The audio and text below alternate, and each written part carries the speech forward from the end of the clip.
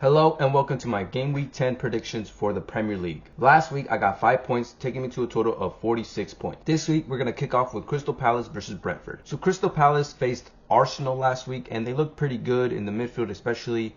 They had some interceptions that I was impressed and they hit the counter, but they could never really get the shot off, which I don't blame them because it is Arsenal, right? They're hard to go at. And Crystal also knocked out Liverpool from the Carabao Cup. Big game there, beating Liverpool, what is that, third time this season now? And they did use some starters in that game, so there could be fatigue for this game. As for Brentford, they faced Liverpool in the league, and they had a deserved win, 3-2 to Brentford. Coyote and Damsgaard, I think, were the best of the team, but everybody in the team had a great game. And they also advanced in the Carabao Cup, where I think they rotated majority of their team, so they won't have fatigue issues. But for this matchup, when these two teams face at Selhurst Park, it can go either way. It can be a draw, win, or a loss for either team. But just based on form, Crystal Palace haven't won one in 4 games, while Brentford have been picking it up. And I do think it's going to be closer than what people think, especially because Crystal Palace at home aren't the best. For this matchup, I'm going to go ahead and say it's going to be a 1-1 draw. Next up is Forest versus Manchester United. So first up, Forest, they faced Bournemouth and lost 2-0. And it was a deserved loss as well. I don't really think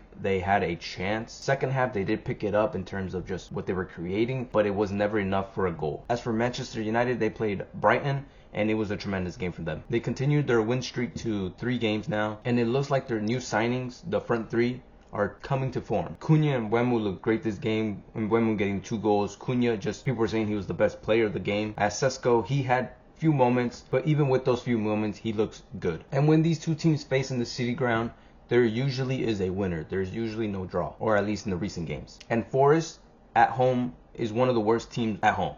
They have lost 3 of their home games, which they've only played 4. But United away isn't the best either. But I'm still going to go for United. Their form is great. Sean Dyche still needs to implement his thinking, his philosophy into the team. So I'm going to go ahead and say that United win here 2-1. Next up is Burnley versus Arsenal.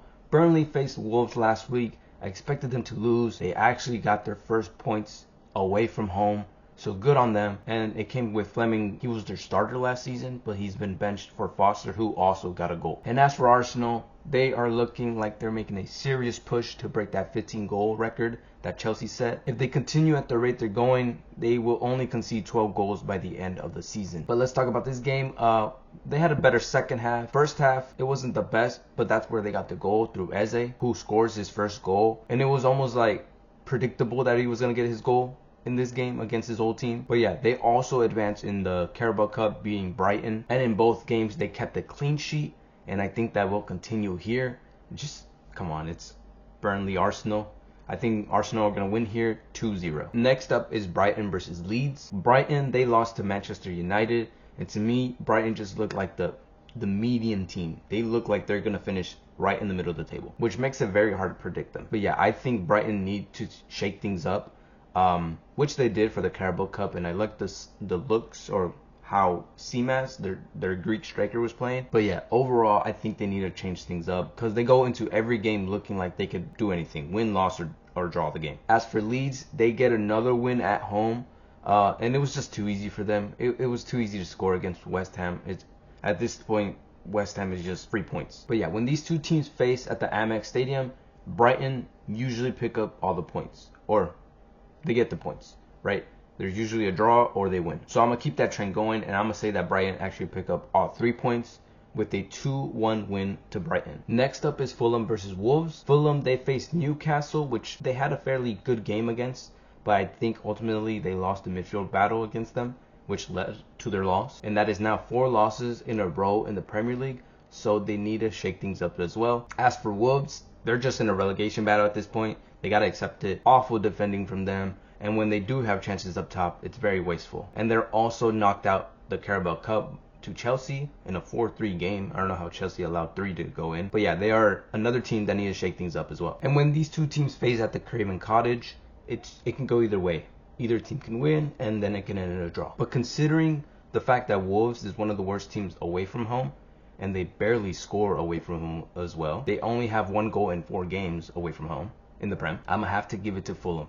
But it's going to be a very low scoring game in my opinion, because Fulham as well don't score often. I'm going to go ahead and say a 1-0 win to Fulham. Next up is Spurs versus Chelsea. I think should be one of the best games of the game week. First up, Spurs. They beat Everton 3-0. Van de Ven with a brace, which sucks because I had him on my bench in the FPL. And they're looking like Arsenal 2.0 with those set pieces. It looks like they copied their homework, essentially, and they got 2 goals off of it. But it's not all positive for Spurs. They also get knocked out the Carabao Cup to Newcastle, which was deserved. I don't think they should have won that game. As for Chelsea, they were a 2-pack of ass against Sunderland. I watched the game and I was like, what am I seeing? Especially from Caicedo and João Pedro. They should be the faces of that team. They should be carrying that team. And the performances they put out was just not acceptable. But they also are through in the Carabao Cup. So 2 teams that had a good game and a bad game last week. For this game, or for this matchup, it can go either way as well. But Chelsea have won more games recently. Out of their last 6 encounters in all comps at Spurs' stadium, Chelsea have won 5. And then considering that Spurs is one of the worst teams at home, and then Chelsea is one of the best teams away from home this season, I'm going to have to say Chelsea's going to win this game. I'm going to go for a 2-1 win to Chelsea. Next up, we have Liverpool versus Aston Villa. First up, Liverpool. They can only lose 2 more games. If they want to win the league, they can lose 2 more. That's it. Horrendous game from them against Brentford. Everyone except Szoboszlai. Everybody's saying Szoboszlai had a good game. I say toss them all in. They all were ass. And then they're also out the Carabao Cup. These guys are really going through it. But with the Brentford loss, they have now lost 4 games in a row in the Prem. As for Villa, they beat City. They beat us.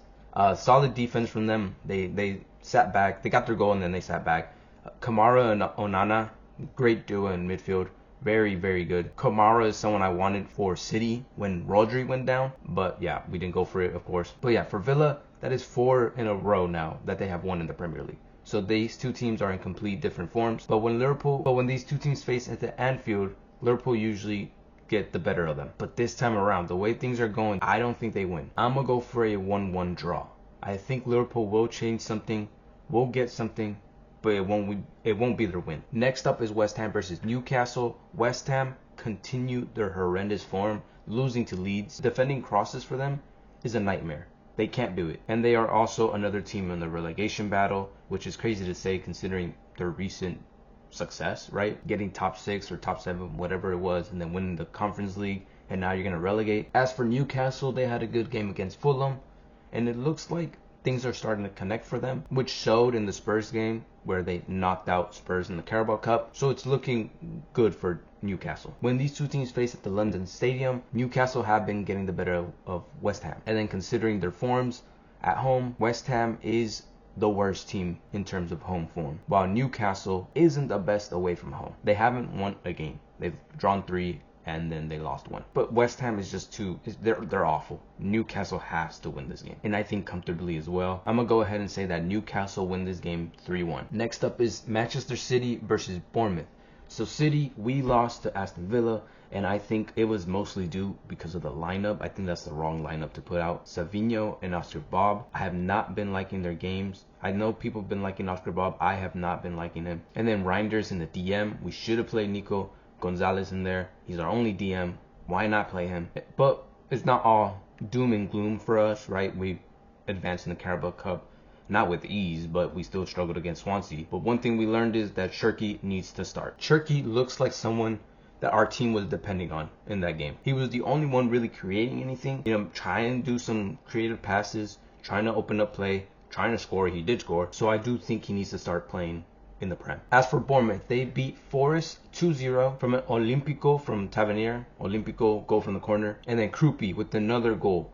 And he's looking very, very effective. So Bournemouth played well, but I don't think enough for 2 goals. So they didn't have the best of games against Forest. But overall, they are second in the league. But in this matchup, City versus Bournemouth at the Etihad, City have won their last 9 encounters. So City, based on historical games, City should win. But I don't think that's going to happen. That's not my prediction. I think Bournemouth are going to give us a headache here. I'm going to go for a 2-2 draw. And then the last game of the game week, we have Sunderland versus Everton. Sunderland faced Chelsea and managed to beat them 2-1. Great game from them. They are now top 4. I think they were last week, but I don't know. I didn't say it. But they are top 4. Promoted side is top 4. Great defense from them. Deserved win at the end of the game. As for Everton, very wasteful with their shots.